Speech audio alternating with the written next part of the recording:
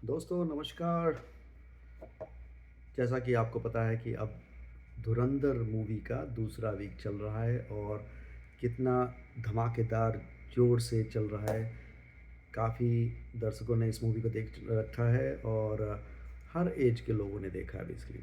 तो ये कहानियाँ तो हम लोग बचपन से चली आ रही है और हम लोगों ने मूवी में देखा और सुना था। अ, इस मूवी ने बहुत अच्छे से इसको उजागर किया है। लेकिन अब जब धुरंधर 1 और धुरंधर 2 दोनों हम लोग देख चुके हैं, तो धुरंधर केवल एक सिनेमैटिक कहानी तो है नहीं और ना ही एक डॉक्यूमेंट्री है।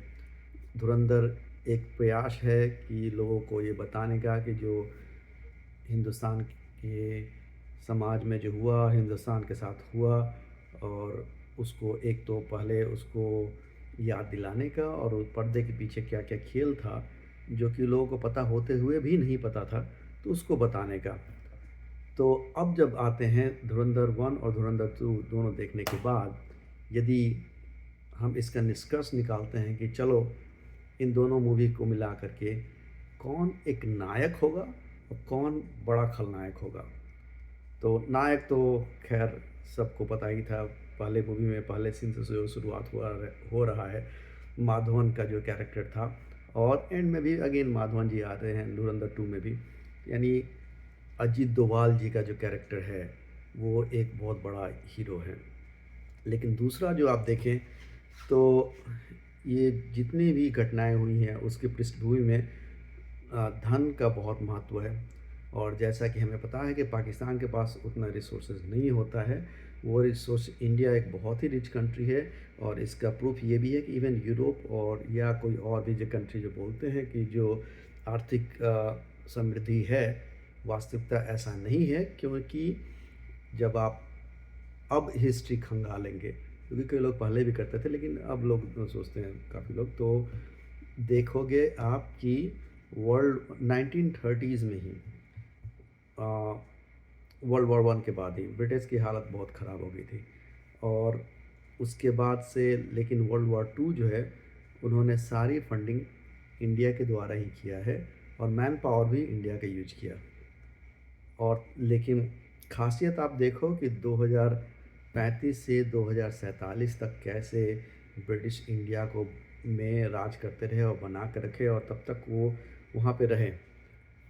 ये कब पॉसिबल हो सकता है जबकि रिसोर्स भी इंडिया का हो और ये जो राज करते हो, तभी हो सकता है जब वहाँ के लोग मिले हों। और ये सब चीज़ें आज के युग में रिसर्च करना बहुत आसान काम हो गया है, क्योंकि आप कई सारे चैट जीपीटी या जेमिनी या इस तरह के एआई टूल से यूज कर करके इतिहास को खंगाल सकते हैं और पता चल जाएगा कि किस तरह से कौन-कौन से भारतीय थे, जिनकी वजह से ब्रिटिश सरकार इतने लंबे अरसे तक खेली और खेलने के बाद भी भारत के टुकड़े जो किए, किस लिए किए और क्यों किए, और जो खेल जो चलता रहा आज तक कैसे चलता आ रहा है।